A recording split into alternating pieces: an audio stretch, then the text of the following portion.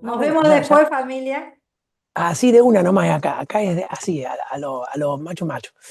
Bueno, familia linda, que Dios les bendiga.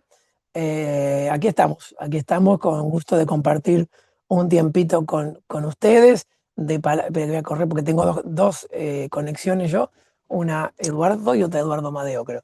¿Se escucha bien? ¿Estamos bien? Porque a veces mi internet es muy fluctuante y a veces me dicen que hablo como robot y no es que se entrecorta, ¿vio? Pero Todo bueno, bien, líder, todo bien. va bien, me alegro muchísimo. Bueno, adversidad enfocada le puse al título de hoy, porque bueno, un poco lo que nos pasó hace poco, aunque no fue para nosotros solo, fue para un poco para toda la provincia.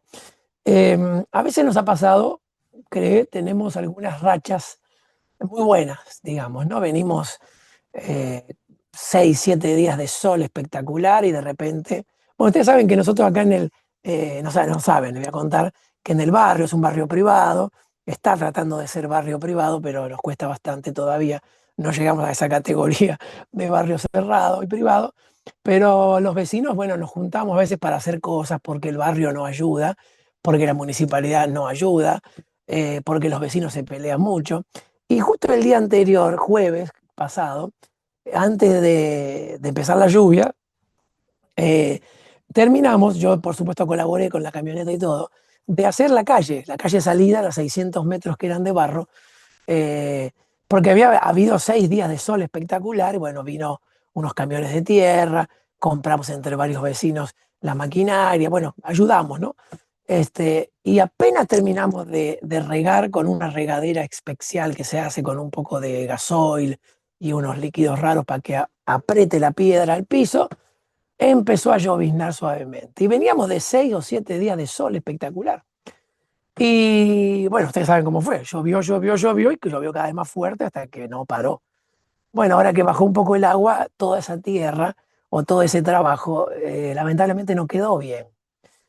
Y bueno, entre los vecinos decíamos, pero ¿por qué lo hicimos ahí? Porque justamente veníamos en una época de muchos días de sol y era un trabajo de 2 o 3 días y listo. Bueno, a veces nos pasa que venimos en una racha buena, que venimos en un tiempo bueno de salud, en un buen tiempo bueno de trabajo, de finanzas, de familia, ¿no? De llevarnos bien con las parientes y de repente, tácate, palo en la rueda, sacudón, adversidad, lucha, enfermedad, lo que sea, digamos, ¿no?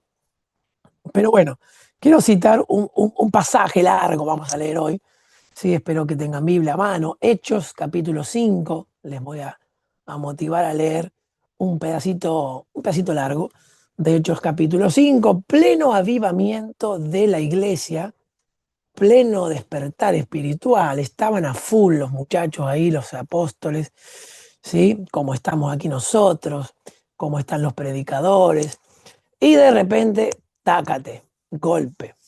Si tienen Biblia, lo buscan, Hechos 5, voy a leer a partir del 12 más o menos, hasta el 20 y algo, voy a ir y después voy a saltar un poquito y vamos a ir hasta el 29 en general. Y dice así, a partir del capítulo 5, versículo 12, dice, y por la mano de los apóstoles se hacían muchas señales y prodigios en el pueblo, y estaban todos unánimes en el pórtico de Salomón. De los demás, ninguno se atrevía a juntarse con ellos, mas el pueblo los alababa grandemente. Y los que creían en el Señor aumentaban más, gran número así de hombres como de mujeres. Tanto que sacaban los enfermos a las calles y los ponían en camas y lechos para que al pasar Pedro, a lo menos su sombra cayese sobre alguno de ellos. Y aún de las ciudades vecinas, muchos venían a Jerusalén trayendo enfermos y atormentados de espíritus inmundos, y todos eran sanados. Impresionante, una racha, un avivamiento, un momento espiritual de los apóstoles que puede habernos pasado. También nosotros hemos tenido momentos donde hay milagros, donde hay unción, donde hay poder, donde hay quebranto, donde la gente se congrega, donde hay, bueno, todo lo bueno, ¿no? Aprovecho a compartirles lo que dijo Lili, ¿no? Motivarles e invitarles al Congreso Nacional en Buenos Aires el 16 y 17 de agosto. Y de repente el 17 dice, entonces, levantándose el sumo sacerdote judío, y todos los que estaban con él, esto es la secta de los saduceos, se llenaron de celos y echaron mano a los apóstoles y los pusieron en la cárcel pública. Mas un ángel del Señor, abriendo de noche las puertas de la cárcel y sacándolos, dijo, id y puestos en pie en el templo, anunciad al pueblo todas las palabras de esta vida. Habiendo oído esto, entraron de mañana en el templo y enseñaban. Entre tanto, vinieron el sumo sacerdote y los que estaban con él y convocaron al concilio y a todos los ancianos de los hijos de Israel y enviaron a la cárcel para que fuesen traídos. Pero cuando llegaron los alguaciles, no los hallaron en la cárcel. Entonces volvieron y dieron aviso diciendo, por cierto, la cárcel hemos hallado cerrada con toda seguridad y los guardias afuera, de pie ante las puertas.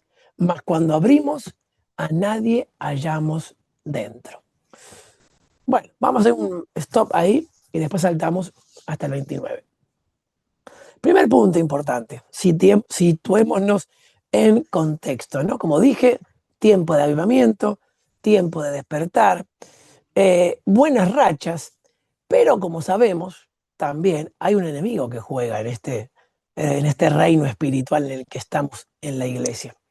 Y hay oposición, y puede haber celos, y puede haber, bueno, yo le digo palo en la rueda, pero es como trastabilladas, como trampas.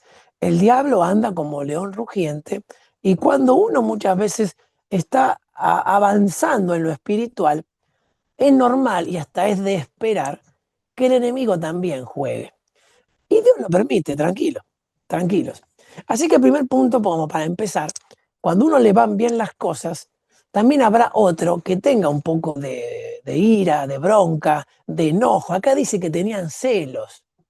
La gente se agolpaba y dice allí que los que creían en el Señor aumentaban mucho, había mucha más gente que antes, ¿sí? Todos se juntaban en el pórtico de Salomón. Ah, fíjese algo, dice, hacían señales, prodigios, estaban todos unánimes, algo muy importante, estar juntos para que haya milagros, estar unidos.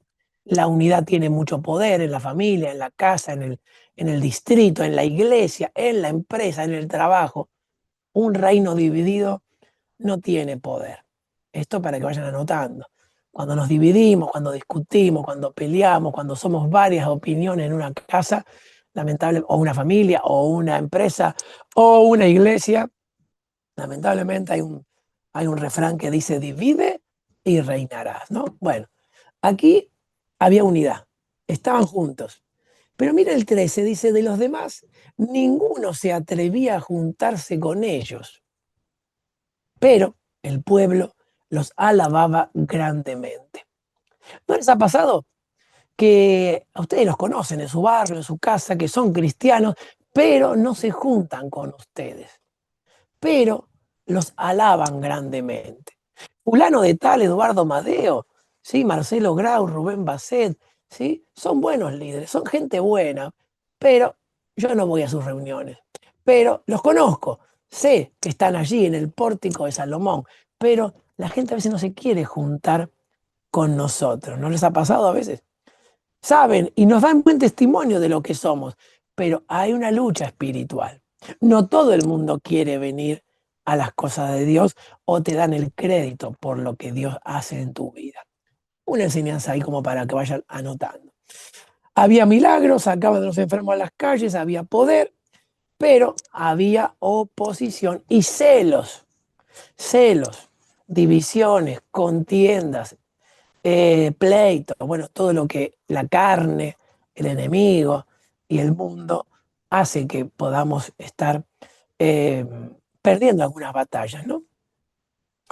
Pero fíjense aquí que en el momento que los meten en la cárcel, de repente va todo bien y los meten en la cárcel, no por robar, ni por matar, ni por haber hecho algún delito, sino por predicar de Jesucristo.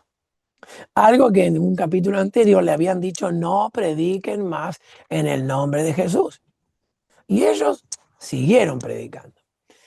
Ahora, cuando estás en la cárcel, muchas veces a vos te puede ocurrir una cárcel. Te puede ocurrir una situación que te sientas apresado, oprimido, esclavizado, una atadura, una situación económica, una enfermedad terminal o lo que sea. Y a mí me da un poco de fe, ¿no? Ver que para Dios y para el ángel de Dios, una cárcel no es nada.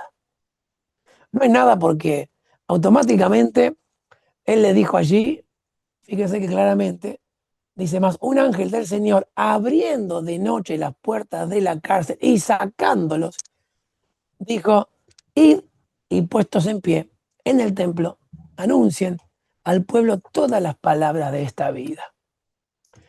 Para Dios, una cárcel que vos tengas, una oposición que vos tengas, un celo que alguien tenga de ti, un diablito que se te haya metido para impedir que sigas haciendo lo que Dios quería que hagas. Y ahí es el paréntesis muy importante de esta prédica, porque esta prédica se llama adversidad enfocada. Y Dios te va a sacar de la cárcel, porque Dios es bueno y Dios tiene poder. Y Dios te va a sacar de la enfermedad porque Dios es bueno y tiene poder. Y te va a dar ayuda en el trabajo porque Dios es bueno y tiene poder. Pero te va a sacar de la cárcel, no para que vayas a tomar cafecito y ver Netflix un ratito en la cama tirado. No, señor. Dios no nos libera para nuestra comodidad. Perdónenme que les quite ahí o les haga, como se dice, caer el ídolo. Dios tiene un propósito con vos y conmigo. Y vos tenés un propósito en tu vida. Y vos estás haciendo algo para tu vida. Y cuando te viene la adversidad, lamentablemente la mayoría de la gente, cuando le viene una racha mala, se olvida de lo que estaba haciendo. Se olvida de para qué vivía. Y ya lo único importante es lo urgente, los fueguitos, apagando fueguitos. Y se olvida de la familia, se olvida de lo que había que hacer, se olvida de Dios, se olvida de los pactos, de las promesas y de tantas cosas que se han hecho. El ángel lo saca de la cárcel y le dice, vayan, id es una orden pero directa. Y puestos en pie en el templo, anuncien al pueblo todas las palabras de esta vida. O sea, evangelícenlos a este pueblo.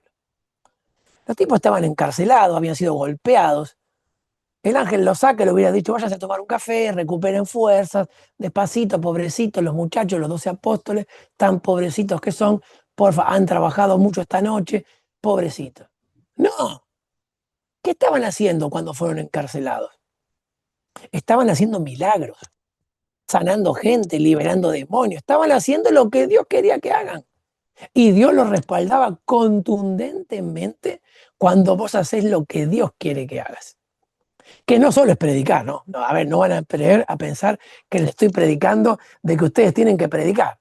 No, ustedes tienen que vivir para Cristo, que es el propósito que todos tenemos. El propósito de la vida no es trabajar, pagar cuentas y un día morirte. La carrera de ratas, la carrera de hámster, arriba de la ruedita, ¿sí? Todos los días lo mismo. Tenés 40 años, tenés 50 años, tenés 70 años, se murió, punta, punto. Pagó las deudas, ¿eh? Trabajó toda la vida. ¿Y ese era tu plan? ¿Ese era tu propósito? ¿Para eso te creó Dios? ¿O no hay algo superior? ¿No hay algo superior? Todos queremos ir al cielo, pero hay que empezar a prepararse aquí. ¿Ok? Por lo tanto, primera y gran enseñanza es que hay un foco en el cual estamos viviendo. Y Dios quiere que te enfoques en su voluntad. Él te creó para su gloria. Él te creó para que seas feliz. Pero a veces no vas a ser feliz todos los días, ¿sabes? Bájate de esa nube, como dice mi esposa. Bajate esa nube que Dios te da sentido y felicidad. Todos los días no. Porque ahora vamos a leer la segunda parte, que los vuelven a meter presos y no los liberan una miércoles. No va ningún ángel, nada. Les pegan 40 azotes y los castigan todavía. O sea que a veces Dios te va a liberar y a veces no te va a liberar. Pero siempre se va a cumplir o quiere que vos cumplas el propósito con el cual vos venías enganchado, haciendo lo que Dios quería que hagas. Y siempre que hagas lo que Dios quiere que hagas, te vas a sentir mucha plenitud. Vas a estar muy gozoso, aunque sea un laburo terrible, aunque sea un trabajo esforzado. Y a veces cuando no haces una miércoles de lo que Dios quiere que haga, aunque estés descansando viendo Netflix todos los días, estás deprimido, desanimado y sin sentido. No es el trabajo físico lo que te cansa. Lo que te cansa es no saber para qué vivís. Y cuando vos sabés para qué vivís, aunque estés muy ocupado, tenés una plenitud y un lleno en el corazón y un gozo impresionante. Eh, Recuerdo a Elías, por ejemplo. Los antiguos acá conocerán la historia. Yo veo algunos nombres nuevos, veo caras nuevas que no conozco mucho, ustedes quizás no me conozcan tanto, o sí. Pero Elías fue un gran profeta de Dios, gran, creo que uno de los más grandes, si no el más grande. Y en un momento se asusta y se esconde en una cueva. Se asusta, se esconde en una cueva porque una mujer llamada Jezabel lo amenazó de que lo iba a matar. Este hombre tuvo mucho poder en su momento y hasta mató 400 profetas de una con una sola cuchilla, ¿no? Y de repente una mujer lo amenaza y le da miedo. Bueno, hay momentos que tenemos miedo, puede ser. Pero quiero recordarles que él se esconde en la cueva, le da mucho temor, y Dios lo va a llamar a la cueva y le dice, ¿qué haces ahí, Elías? O aquí, Elías, porque Dios va a la cueva. Cuando vos te encerras en tu cueva, que también tú o yo tenemos cuevas, ¿no? Cuando estamos mal, nos encerramos en nuestras cuevas, llámese, no sé, en la cama, un hobby, aislarte, irte solo, trabajar excesivamente. Tu cueva, no estás trabajando, te estás escondiendo de algo. ¿Qué haces aquí, Elías? Y Elías le manda un sermonazo a Dios, justamente, que no lo conocía, ¿no? Dice algo así: he sentido un vivo celo por toda esta tierra, nadie cree en Dios, solo yo he quedado y me buscan para matarme. Tengo miedo.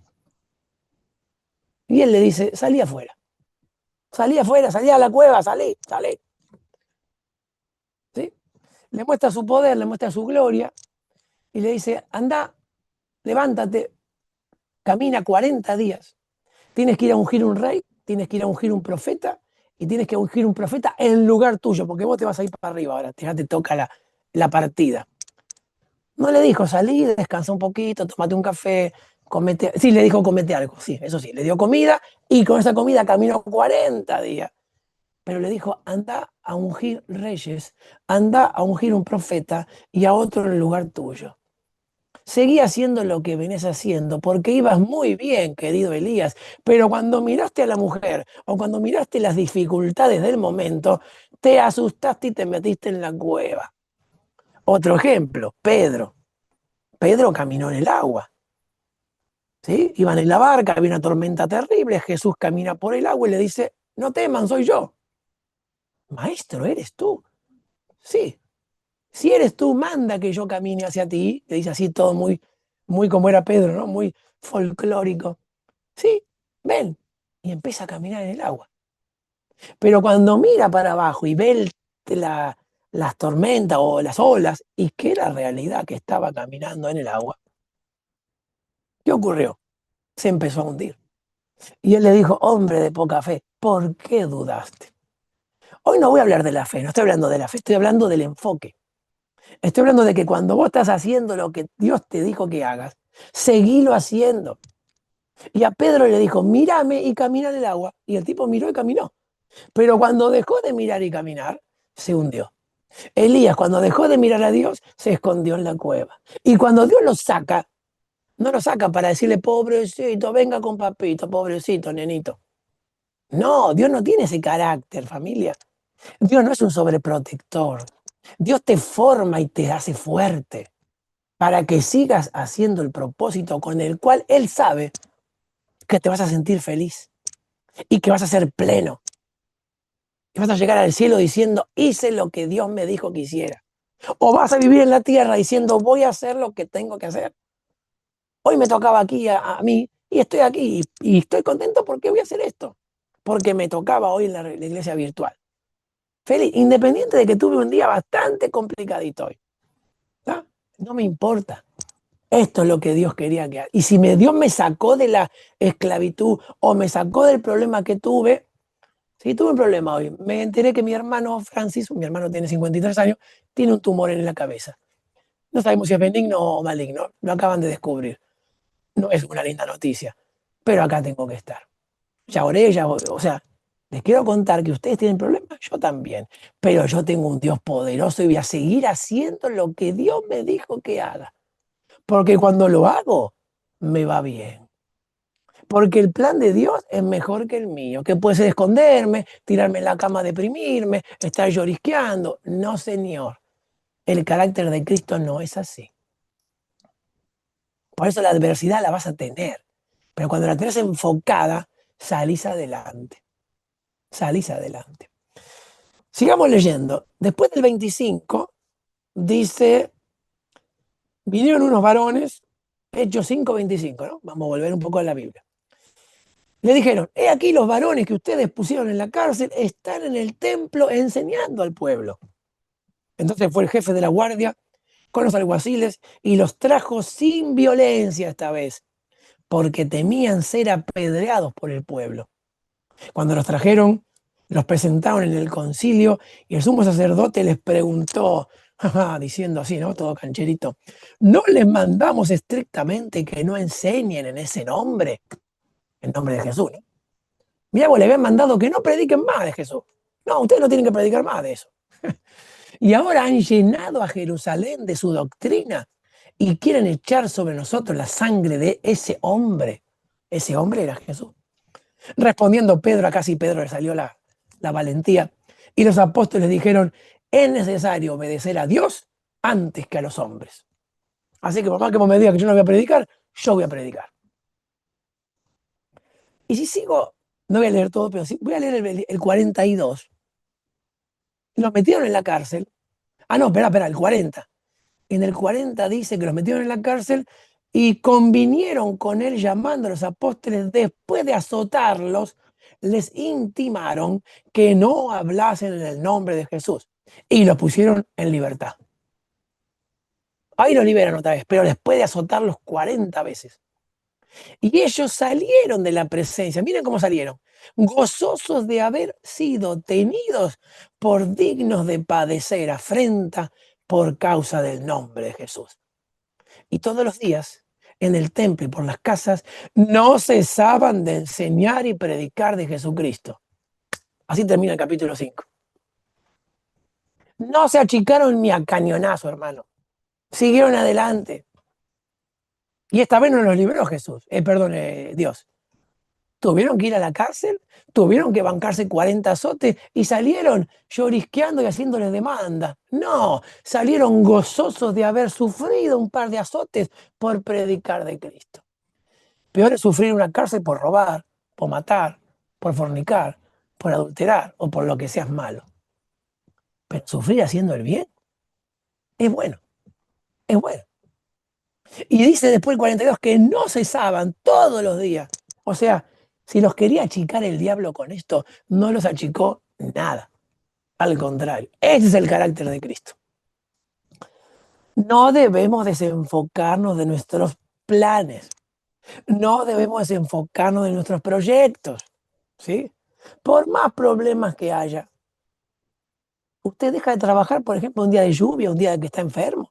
A lo sumo pedirá licencia, pero al día siguiente va a trabajar de vuelta. Un día que tiene depresión y está muy desanimado, no va a trabajar, ¿sí? Pero sí no oramos, pero sí no nos congregamos ese día, pero sí no alabamos, pero sí todo lo que podemos suplantar de Dios lo dejamos de hacer. Pero no lo que es de trabajo, no lo que es de los hobbies, dejar de ver el partido de Boca o de River, pero ni loco. Pero no, eso es... Y dejamos de hacer lo más importante. El proyecto que Dios tiene contigo es más importante que tus planes. Y tus planes son más importantes que las adversidades que tengas. O sea, adversidades es lo último. Siempre tendrás problemas. Timoteo 2 lo dice. Tené por sumo gozo cuando te encuentres en pruebas, sabiendo que la prueba produce paciencia, produce fe, produce carácter en ti. Si ustedes no fueran probados, si ustedes no trabajaran, no tuvieran músculos, no tuvieran inteligencia, alguien que no hace nada, nada, nada, ¿qué pasa con un jubilado cuando se jubila y deja de hacer cosas que hacía antes? Primero se empieza a deprimir y después se empieza a enfermar, porque el cuerpo está creado para moverse. En la Biblia no hay una sola, ¿cómo se dice?, línea de jubilación. No existe la jubilación en la Biblia. Es un invento del siglo XX. Hay que moverse haciendo lo que Dios quiere que hagamos. ¿Sí? Independiente de que tengas problemas. Aquí te mostré que aunque tengas problemas, Dios te puede sacar del problema. Y a veces no te va a sacar problemas para que cumpla su voluntad. Y te vas a sentir muy feliz cuando hagas lo que Dios quiso que hagas. Siempre va a ser algo feliz. Qué bueno, papito Dios, te agradecí. Te cumplí. Como el mismo Jesús, ¿no? Cuando fue a Getsemaní, a ese jardín, cuando dijo, Padre, si es posible, pasa de mí esta copa. Pero, o sea, si es posible, pasame la cruz. Pero no, ¿eh? Pero no, que no se haga mi voluntad, que no se haga mi comodidad, que se haga tu voluntad. Y pasó por ahí y hoy es el capo de los capos, el jefe de los jefes, el rey de los reyes y el señor de los señores. Siempre te va a ir bien haciendo la voluntad de Dios. Que la carne no quiera, que el ego se resista, que el diablo te diga, está bien, tírate en la cama, no hagas nada, deja así. Pero si Dios dijo algo, hay que hacerlo. Conviene. O lo que vienes haciendo, no aflojes. Si tienes una buena racha, se te trancó el trabajo, se te trancó la salud, no importa, vamos a salir adelante. Sigo haciendo lo que Dios me había dicho que hiciera, porque así es como me iba bien. Y si Dios me va a liberar, es para que le cumpla su voluntad. Y otro ejemplo y último, y ya con esto termino. Jonás, Jonás, el famoso Jonás. Jonás querido, le dice Jehová, ve a Nínive a predicarle a los ninivitas, que de aquí a 40 días será destruida si no se arrepienten. Y Jonás no quiere saber nada, porque los ninivitas son gente pagana. No los quiero a estos tipos, son terribles, son ninivitas. Me hubiera mandado a los judíos, a los samaritanos, pero a los ninivitas, a los asirios, no. Se mete en un barco y en vez de ir a Nínive, va a Tarsis. Es como si en vez de ir a Tucumán, voy a Tierra del Fuego. Nada que ver. En el barco empieza a haber una tormenta tan grande que todo el mundo dice, esto nunca pasó, ¿qué pasa? ¿Hay alguien aquí raro? Y él dice, sí, soy yo, que estoy en desobediencia a Dios. Es por mi culpa que está ahí, está esta tormenta tan grande. Tírenme del barco y ustedes sigan adelante. Lo tiran del barco, se lo come una ballena famosa, aquella ballena, o un pez muy grande, puede ser una orca, no sé qué sería. Y después de 3 días de pensar ahí, dice que lo vomita en la playa, capítulo 3, capítulo 4 de Jonás, y dice que vino palabra de Jehová por segunda vez, a hablarle por segunda vez a Jonás, diciéndole, ¿qué le dijo? Te traigo una toallita, querido, te traigo un bañero para que te saque a la playa, te pongo una carpita. Jonás, ve a Nínive y predica mi palabra. Se había comido 3 días dentro de una ballena, había soportado un temporal, todo por desobedecer. El plan de Dios no cambió.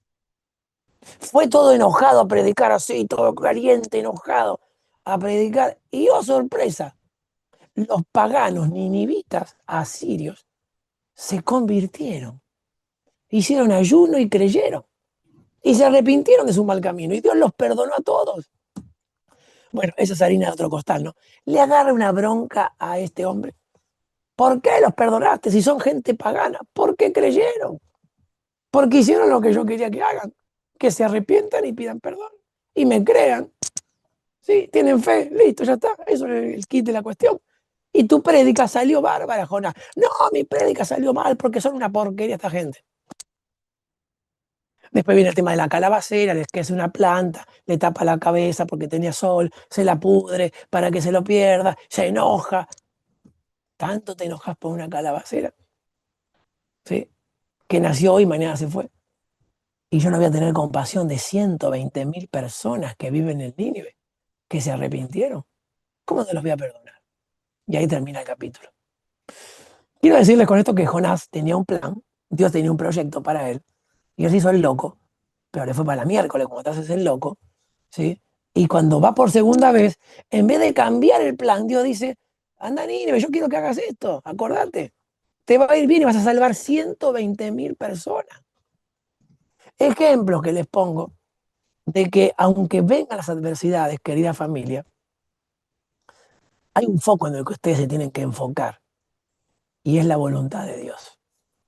Es hacer el proyecto que Dios tiene para tu vida. Dios te creó para algo.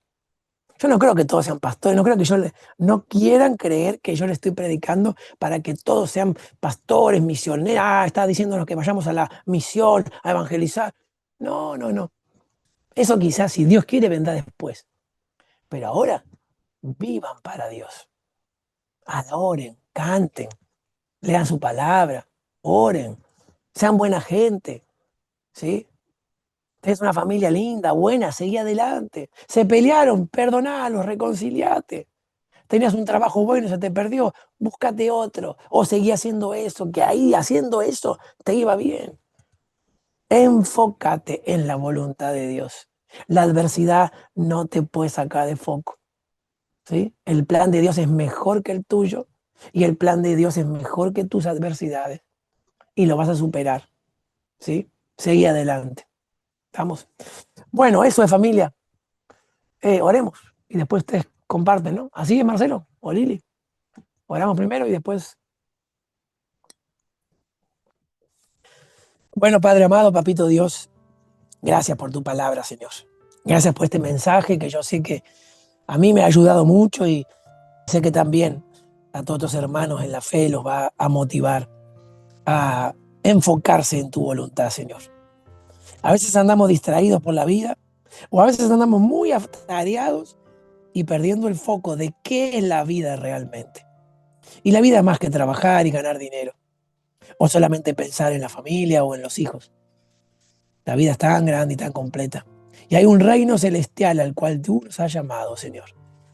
Permítenos, como dice Colosenses 3, poner la vista en las cosas de arriba, donde está Cristo sentado a la diestra de Dios. Buscad las cosas del cielo. No mires para la tierra, mira para el cielo. Búscalo a Él. Él tiene el mejor proyecto de vida para tu propia vida. Él te creó, Él sabe para qué sos bueno. Él sabe para qué estás en la tierra. Quizás has estado buscando sentido con actividades, con hobbies, con trabajo, con proyectos, pero ¿son de Dios? ¿Son la voluntad de Papá Dios para tu vida? ¿Te hacen feliz? Y Dios te va a sacar de esa situación de limbo quizás, o de somnolencia, o de ajetreo, de hiperactividad, para que te enfoques en tu camino, en el camino de Dios. Señor, queremos hacer lo que hace bien. Queremos hacer lo que hace sabio al hombre sencillo. Y es hacer tu voluntad, Señor. Háblanos a través de esta prédica, a través de tu palabra, a través de sueños, de visiones. Háblanos, porque no queremos pasar la vida entretenidos, preocupados, buscando salir de una cárcel para solo pasarla chévere. Ese no es el plan de Dios. Dios quiere que seas productivo, efectivo y sobre todo inmensamente obediente a Dios y a su palabra. Señor, aquí tienes un puñado hermoso de gente, un puñado hermoso de hombres y mujeres hambrientos de tu palabra. Han comido, han escuchado. Ahora que esta palabra con fe, porque la palabra que va con fe tiene poder, llegue al corazón, transforme pensamientos, redarguya, cambie actitudes y mueva la voluntad a hacer tus planes. Y que podamos decir como dijo Elías, tus planes son mis planes, Señor. Tu voluntad es mi voluntad. O como dijo Jesús, si es posible, pasa este dolor, Señor, pero que no se haga mi voluntad, que se haga la tuya. Y salidos de la cárcel, puestos en pie, fueron y predicaron. Y los azotaron después. Y los encarcelaron otra vez. Y cuando los liberaron, se reían de haber sufrido por hacer lo bueno. Y luego Día y noche no pararon de enseñar, o sea, de hacer la voluntad de Dios. Hermano, hermana, no pares. No pares de hacer lo que Dios te dijo que hagas. No pares de hacer lo que la Biblia dice que hay que hacer. Cielo y tierra pasarán. Tu vida y la mía pasarán, pero la Biblia no va a pasar. Por tanto, la voluntad de Dios es la misma siempre. Hácele caso. Señor, toma este puñado hermoso de personas y hazlas obedientes a ti. Que pongan su voluntad. Tú pusiste la semilla ahora. Ahora que caiga en buena tierra, que caiga en buenos corazones y que dé fruto a 100 por 1. Porque no encontraremos más gozo que haciendo tus planes para nosotros. Gracias, Dios, porque a cada uno le diste un proyecto. Nadie es igual a otro. Somos todos distintos. Criaturas tuyas, hijos tuyos. Y para cada uno tienes un plan de vida, Señor. Permíteme, como yo disfruto este plan de vida para mi vida, que cada uno disfrute, conozca, valore y se apasione por el proyecto de vida de Papá Dios para la vida de cada uno de ustedes. Los bendigo, los declaro benditos, benditos, benditos y bienaventurados en el nombre poderoso de Jesucristo. Amén y amén. Amén, familia. Dios les bendiga grandemente. Guarden esto en el corazón. Gracias por acompañarnos, esperamos que hayas disfrutado de un encuentro especial con el Señor. Para conocer más nuestra iglesia y estar al tanto de nuestros eventos puedes visitar nuestra página web argentina.centicity.org. Si deseas un pedido de oración o solicitar una cita personal, escríbenos a nuestro Facebook, Centicity Argentina.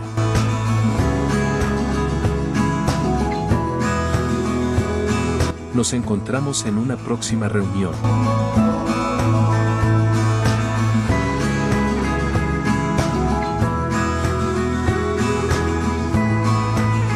Iglesia Virtual Centicity Argentina. Tu iglesia. Tu familia.